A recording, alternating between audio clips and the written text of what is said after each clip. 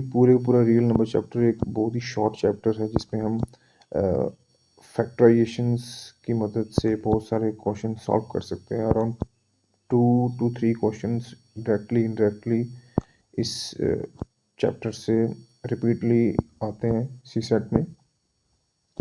First of all हम देखेंगे इसमें फंडामेंटल थ्योरम। एक सेकेंड, इसमें फंडामेंटल थ्योरम्स हैं जो हमारी Euclid division, logarithm and fundamental theorems. इस थ्योरम के थ्रू इसको यूज़ करके हम एलसीएम्स और फैक्टराइजेशंस को फाइंड कर सकते हैं। इन सब चीज़ों को हमें थोड़ा सा रीड कर लेना है, बट जो मेन इंपॉर्टेंट थिंग है इस पूरी पैराग्राफ में वो ये है जो हमारे काम का है।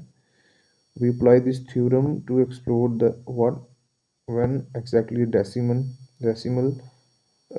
expansion of rational number is terminating and when it is not terminating। इसको हम यूज़ करके आगे चल सकते हैं। ठीक है गाइस, तो फंडामेंटल थ्योरम ऑफ अर्थमेटिक्स में हमें एक चीज़ का बड़ा ध्यान रखना पड़ेगा हमें कि फैक्टर्स निकालने हैं हमें किसी भी कंपोजिट नंबर के। कंपोजिट नंबर किसी भी तरह का हो सकता है, लाइक 1 2 3 4। इसको in term of prime factors में हमें निकालना है। लाइक प्राइम फैक्टर्स कौन से होते हैं? प्राइम फैक्टर्स ऐसे आप सबको पता ही है। प्राइम फैक्टर्स कौन से होते हैं उसको थोड़ा सा हम देख लेंगे। एक सेकंड गाइस,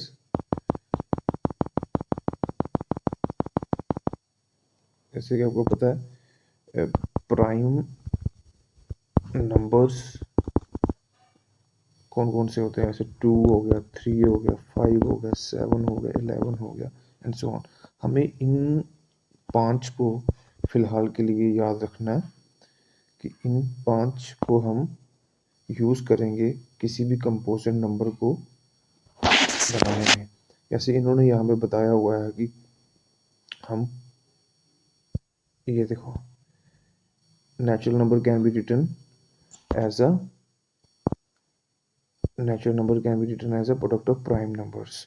देखो, नेचुरल नंबर 2 इज 2 3 5 7 11।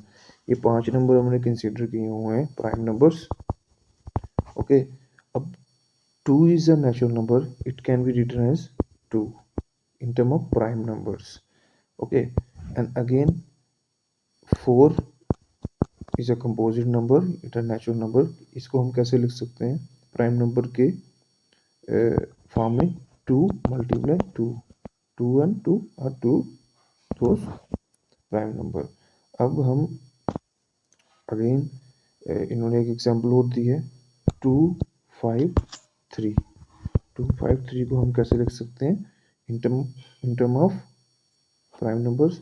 11 मल्टीप्लाई 23। ये थोड़ा सा एनालाइज करना पड़ेगा आपको 2 3 5 7 11 यस आगे सो ऑन अप टू, ये देखने पड़ेगी कौन कौन से प्राइम नंबर्स इस कंपोजिट नंबर को फैक्टर्स करते हैं। ओके, देन ये छोटी क्लास में पढ़ा होगा हमने फैक्टर ट्री। ये बहुत सिंपल है, कोई भी एक कंपोजिट नंबर हमने ले लिया है, इस एग्जांपल में इन्होंने ये लिया हुआ है, इसको हम फैक्टराइज करेंगे किस में? प्राइम फैक्टर में। देखो 2 3 5 7 11 13 एंड सो ऑन। कैसे करेंगे? इसको हम डिवाइड करते जाएंगे, उसका रिमाइंडर आता जाएगा, उसको फिर से डिवाइड करेंगे, देखेंगे कौन से प्राइम फैक्टर से वो डिवाइड हो रहा है, लास्ट तक डिवाइड करते जाएंगे जब तक उसका आगे प्रोडक्ट रिमाइंडर 0 ना आ जाए। तो ये देखो इन्होंने क्या किया हुआ है, इस पूरे नंबर को इस फॉर्म में 2 2 2 3 3 5 7 और 13 की फॉर्म में प्राइम फैक्टराइज किया हुआ है। कोई भी नंबर है, जैसे ये नंबर है हमारा इस केस में 32760, इसको in term of prime numbers की फॉर्म में लिखना है और उनको प्रोडक्ट करना है सबको, और देखना है कि हमारी क्या पावर्स आ रही हैं। तो ये ओवरऑल चीज़ें हमें सीखनी है इसमें कि प्राइम फैक्टर्स की फॉर्म में कैसे लिख सकते हैं। अगेन मैं एक चीज़ रिपीट करने वाला हूँ यहाँ पे, हमें क्या करना है, कोई भी एक नंबर लेना है, कोई भी नंबर लेना है x, कोई भी नंबर लेना है x, this is a composite number, इसको हमने मल्टीप्लाई करना है in term of prime factors, जैसे p1 p2 p3 so on up to, जब तक ये कंपोजिट नंबर का प्रोडक्ट ना आ जाए in term of prime number. Prime number ऊपर लिख लेने कौन कौन से, 2 3 5 7 11 13 एंड सो ऑन। जितना बड़ा नंबर होगा उतने प्राइम नंबर लिख लेने और इनके प्रोडक्ट्स यूज़ करते जाना है कि कैसे कब वो प्रोडक्ट आ जाएगा हमारा कंपोजिट नंबर, इसकी पावर यूज़ करते जाना है। जैसे 2 की पावर 1 यूज़ कर सकते हैं, 2 की पावर 2 यूज़ कर सकते हैं, सो ऑन, जो जितनी हमारी रिक्वायरमेंट होगी जिससे हमारा वो नंबर आएगा।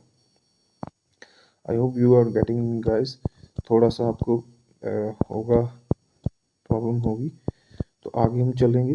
प्राइम फैक्टराइजेशन इसमें कुछ खास नहीं है, आज ये क्वेश्चन करेंगे, ये क्वेश्चन बहुत इंपॉर्टेंट है, ये ओवरऑल जितने भी आपके क्वेश्चन हैं उसमें थोड़ा सा आपको हेल्प करेगा। जो आजकल क्वेश्चन आ रहे हैं यूपीएससी में, इन्होंने कहा है कि consider the number 4n, 4n कोई एक नंबर है, फिर n is a natural number, natural number कुछ भी हो सकता है ना, आपका 1 2 3 4n कोई भी नेचुरल नंबर है, उसमें n कुछ भी हो सकता है, 1 2 3 सो ऑन, ठीक है। अब ये बोल रहा है कि look, कहाँ, consider the number 4n where n is a natural number, check whether there is any value of n for which 4n ends with the digit 0। देखो इसको थोड़ा सा समझने की कोशिश करेंगे हम। ये बोलना ये चाह रहा है कि हम n की कौन सी वैल्यू लें नेचुरल नंबर में से कि इस चीज़ का जो प्रोडक्ट आए, कोई भी प्रोडक्ट आए उसके लास्ट में डिजिट 0 हो। हमें चेक करना है कि whether there is any value of n which ends this number with digit 0। अब आपको देखो एक चीज़ का पता होना चाहिए कि डिविजिबिलिटी रूल होता है, एक हमारे बहुत सारे डिविजिबिलिटी रूल्स हैं, आपको वो थोड़े से पढ़ने हैं, हम नेक्स्ट लेक्चर में लेके आएंगे। आपको इतना पता है कि कोई भी डिजिट्स के बाद, किसी भी नंबर के बाद अगर 0 होता है, वो एज पर डिविजिबिलिटी रूल बताता है कि वो नंबर जो है, ये वाला नंबर, ये डिवाइड हो रहा है किससे, 5 से, ठीक है। मतलब ये वाला नंबर x वो डिवाइड हो रहा है 5 से, तभी इस x की जो लास्ट डिजिट है उसमें 0 होगा, ये आपको आइडिया है। अब इसका मतलब ये भी है, अगर वो 5 से डिवाइड हो रहा है, इसका मतलब उसके बीच में कहीं 5 भी होगा, x के प्रोडक्ट में 5 होगा तभी तो वो 5 से डिवाइड हो रहा है। इसको समझना गाइस, अगर कोई नंबर x है और वो डिवाइड होता है 5 से, इसका मतलब सिंपल है कि वो x जो नंबर है उसके प्रोडक्ट में 5 होगा तभी तो वो डिवाइड हो रहा है 5 से, ठीक है। ये चीज़ आपने यहाँ पे ध्यान रखनी है, ये इम्पोर्टेंट है, आगे आपको थोड़ी हेल्प करेगी। वही कंसेप्ट हम यहाँ पे लगाएंगे। इसने बोला है कि 4n एक नंबर है, n जो है हमारा नेचुरल नंबर है कोई भी, हमने देखना है कि क्या हम n की वैल्यू डालें, कौन सी हम n की वैल्यू डालें इस पर्टिकुलर थिंग में, इस पर्टिकुलर नंबर में कौन सी n की वैल्यू डालें कि इस पूरे का पूरे नंबर का लास्ट डिजिट 0 हो, और वो हम चेक करेंगे आगे कैसे पॉसिबल है। इसने कहा if the number 4n for any n way to end with 0 digit 0 it would be divisible of 5, जो हमने पढ़ा। This is a prime factorization of 4n which contain the number 5। ठीक है, दिस इज नॉट पॉसिबल, कहते हैं वो possible नहीं है। वो कैसे पॉसिबल नहीं है, क्योंकि हम 4n को जब हम लिखेंगे थोड़ा मॉडिफाई करके ये बन जाएगा इसके फॉर्म में, और इसमें एक ही प्राइम नंबर है हमारा। ठीक है, और इसमें 2 ही प्राइम नंबर है, और इसमें कहीं पे भी इस पूरे नंबर में 5 है ही नहीं। ठीक है, तो इसका मतलब ये हो गया कि अगर उस नंबर में 5 है ही नहीं तो वो 5 से डिवाइड भी नहीं होगा। ये आपको थोड़ा सा याद रखना है। सो इस थ्योरम के अकॉर्डिंग, इस चीज़ के अकॉर्डिंग इसको समझना गाइस बहुत इंपॉर्टेंट है कि डिविजिबिलिटी रूल। ठीक है, डिविजिबिलिटी रूल, इसमें कौन से क्या नंबर 0 आएगा लास्ट में, उसमें क्या स्पेसिफिकेशन है, मतलब 5 से डिवाइड होगा। ठीक है, इस केस में हमारे पास क्या था, 4n नंबर था, तो पूछ रहा था कोई भी नंबर, कोई भी n की वैल्यू डालें जिससे इस पूरे नंबर का प्रोडक्ट लास्ट में 0 आ जाए। हमने देख लिया करके कि भाई इसमें तो क्या हमारा 5 है ही नहीं, इस नंबर में 5 है ही नहीं, तो ये 5 से डिवाइड भी नहीं होगा। फॉर टाइम बिंग आपने ये याद रख लेना है इस एक्सरसाइज के अकॉर्डिंग। सो हेंस इसने नीचे लिखा हुआ है there is no natural number n for which 4n ends with 0, मतलब n की वैल्यू कोई भी नहीं हम फाइंड कर सकते जिसको हम डाल के 4n को कि जो लास्ट वाला डिजिट है, डिजिट 0 से एंड हो सके वो। ठीक है, ये था। उसके बाद ये बहुत इंपॉर्टेंट आगे एक एक्सरसाइज है, ये आपको हेल्प करेगी बहुत सारे क्वेश्चंस को टैकल करने में, एचसीएम और एलसीएफ की। एचसीएफ और एलसीएम में आपने ये देखना है, ये चीज़ को नोट करना है आपने, इन दोनों पॉइंट्स को। एचसीएफ क्या होता है, product of smallest power of each common prime factor in the number. ठीक है, और एचसीएफ होता है हमारा प्रोडक्ट ऑफ ग्रेटेस्ट नंबर। आगे हम थोड़ा सा इसको देखेंगे कैसे हमें ये चीज़ को अंडरस्टैंड कैसे करना है, आगे एग्जांपल्स में समझ आएगी इसको। देखो एलसीएम उन्होंने दिया हुआ है, एलसीएम एंड एचसीएफ 6 and 20 में प्राइम फैक्टराइजेशन में, तो ये क्वेश्चन आता है एग्जाम में। देखो सॉरी, अगर 6 के फैक्टर हम करेंगे, मैंने आपको कहा प्राइम फैक्टर्स करने, प्राइम नंबर लिख लेंगे 2 3 5 7 11, अभी के लिए इतना ही रख लो। 6 को कैसे प्रोडक्ट में लिखना है in term of prime numbers, तो सिंपली एक 2 और 3 के फॉर्म में लिखेंगे, ये आ गया 6 का प्राइम फैक्टराइजेशन। और 20 का दूसरा नंबर कौन सा है, फर्स्ट नंबर ये है, और दूसरा नंबर क्या है 20। 20 को हम प्राइम फैक्टराइजेशन से कैसे लिख सकते हैं, थोड़ा डंडी वार करके, हर चीज़ को मल्टीप्लाई नहीं करना है। तो 20 को हम कैसे लिख सकते हैं इजीली, 2 मल्टीप्लाई 2 मल्टीप्लाई 5। ठीक है, मतलब 2 की पावर 2 मल्टीप्लाई 5, तो हमारे पास गाइस क्या आ गया, 6 का प्राइम फैक्टराइजेशन आ गया 2 की पावर 1 मल्टीप्लाई 3 की पावर 1, और सेकंड नंबर 20 का प्राइम फैक्टराइजेशन आ गया हमारे पास 2 मल्टीप्लाई 5 2। ओके, ये चीज़ हमारे पास फैक्टर्स आए in term of prime factors. कोई भी नंबर लिखना है उसके ऊपर प्राइम फैक्टर्स लिखने हैं, प्रैक्टिस के लिए बोल रहा हूँ। तो देखना कि किन 2 का, किन 3 का, किन 4 का प्रोडक्ट करके वो पर्टिकुलर नंबर x बनेगा। ठीक है, उसको हम इन जनरल ऐसे लिखेंगे P1 P2 P3। एक चीज़ और यहाँ पे ध्यान रखनी है, जो भी आपने प्राइम नंबर लिखने हैं इन असेंडिंग ऑर्डर में लिखने हैं, लाइक असेंडिंग मतलब 2 3 5 7 11। आपको इनके प्रोडक्ट्स की मदद करके आपको इसका प्राइम फैक्टर निकालना है। असेंडिंग का मतलब ये होगा, इसमें आप पढ़ लोगे थोड़ा सा, ठीक है। ये आ गया हमारे पास। अब प्राइम फैक्टर्स आ गए हमारे पास दोनों के, ये दोनों इस एग्जांपल में ऐसे हमने पढ़ा, ये दोनों आ गए, ठीक है। अब हम कैसे फाइंड करेंगे क्या, एलसीएम और एचसीएफ। एचसीएफ कैसे फाइंड करेंगे हम, 60 और 20 का, सिंपल है, कुछ ज़्यादा इसमें आपने कुछ ज़्यादा एफर्ट्स नहीं है इसमें, बस एक ही चीज़ है कि इन दोनों नंबर्स का जो हमारे प्राइम फैक्टर्स निकले थे, पहले तो वो लिख लो, 2 मल्टीप्लाई 5, थोड़ा सा फिर से लिख लेते हैं हम इसको आपकी क्लैरिटी के लिए, थोड़ा बड़ा बड़ा लिखते हैं। ये गैस आपके लिए मैं कर रहा हूँ कि आप सीसेट में फेल ना हो और इसको अच्छे से समझें कंसेप्चुअल क्लैरिटी से। इसको हम करेंगे, इस तरह से लिख लिया, ठीक है। अब इसका हमने क्या निकालना है, एचसीएफ भी निकालना हो, एलसीएम भी निकालना है। एचसीएफ कैसे निकालेंगे, थोड़ा सा ध्यान से देखना है। एचसीएफ निकालेंगे इन दोनों नंबर्स का, इसने बोला हुआ है product of smallest power of each common prime number.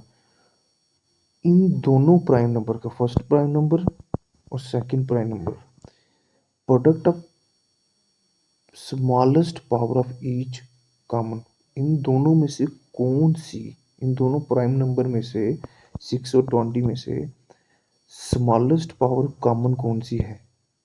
3 इसमें है, इसमें है, नहीं है, ये तो हो नहीं सकता। 2 इसमें है, 2 इसमें है, दोनों में 2 कॉमन है, और इनमें क्या पावर कॉमन है दोनों में, यहाँ पे सॉरी 2 आएगा शायद, हाँ। तो हमारे पास इन दोनों में कॉमन क्या है, 2, और स्मॉलेस्ट पावर कॉमन कौन सी है, वो हमारे पास 2 की पावर 1, इसमें भी 2 की पावर 1 है, इसमें भी 2 की पावर 1 है, ठीक है गाइस। ये आ गया हमारा एचसीएफ, कितना आ गया 2, भाई को आपको पता चल रहा होगा क्या है। और एलसीएम कैसे निकालेंगे हम, एलसीएम का इससे भी इजी है, एलसीएम दोनों का 6 और 20 का, 6 और 20 के फैक्टराइजेशन क्या है हमारे पास, बताओ, 2 की पावर 1 मल्टीप्लाई 3 की पावर 1 और इसका 2 मल्टीप्लाई 5। इसने बोला है आपके सामने, ये देखना एलसीएम, इस चीज़ को बोलो product of greatest number of each prime number. आपने क्या करना है कि जितने भी नंबर्स हैं इसमें, greatest power of each prime number, हर किसी प्राइम नंबर को, जैसे 2 3 5, 2 3 और 5 इसमें प्राइम नंबर्स हैं 3, उन सबकी, सबको क्या लिखना है, असेंडिंग ऑर्डर में, और उनकी हर एक की ग्रेटेस्ट पावर। इसमें क्या है, ग्रेटेस्ट पावर 3 की पावर 1 लिख लो, इसमें क्या है, इनमें सब दोनों में 2 की पावर 2 है, लिख लो, 5 में 1, तो ये हमारा बन जाएगा हमारा कितना, 60। तो एलसीएम हमारा आ गया 60 और एचसीएफ हमारा आ गया 2। ये है हमारा एलसीएम और एचसीएफ। इन चीज़ों को आपने नोट करना है, इन चीज़ों को दोनों को याद रख लेना है। और याद कैसे रखना है, फैक्टर्स बनाने हैं और तब याद रखना है स्मॉलेस्ट पावर ग्रेटेस्ट पावर। ये गाइस बहुत इंपॉर्टेंट है, इसको इग्नोर मत करना। आगे थोड़ा सा इसको हम देखेंगे क्या है, ये क्या बोल रहा है, सिंपल है, इसमें कुछ ज़्यादा नहीं है। एक सेकंड, यस, ये इसने बोला है एचसीएफ जो हमने निकाल लिया है 60 और 20 का, देखना ए और बी की वैल्यू डाली हुई, यहाँ पे ए 6 है हमारे पास और बी 20 है इसमें, इस केस में, ओके। तो एचसीएफ 60 और 20 मल्टीप्लाई एलसीएम 60 20, ये होगा 60 और 20 का प्रोडक्ट। ये भी एक फार्मूला है, ये कहीं ना कहीं आप यूज़ कर सकते हो आपने जब प्रैक्टिस कर रहे हो। सो आज के लिए गाइस हम इतना ही रखेंगे, नेक्स्ट लेक्चर में हम नेक्स्ट चैप्टर लेके आएंगे। आई होप आपको पता चल गया। मैं तो वाइंड अप करने के लिए इसको थोड़ा सा ना एक रिवीजन दे देता हूँ, आपको करना क्या है इसमें, आपको थोड़ा सा ये पढ़ना है, पूरा रिमाइंड करना है कि हमने छोटी क्लास में क्या किया हुआ है।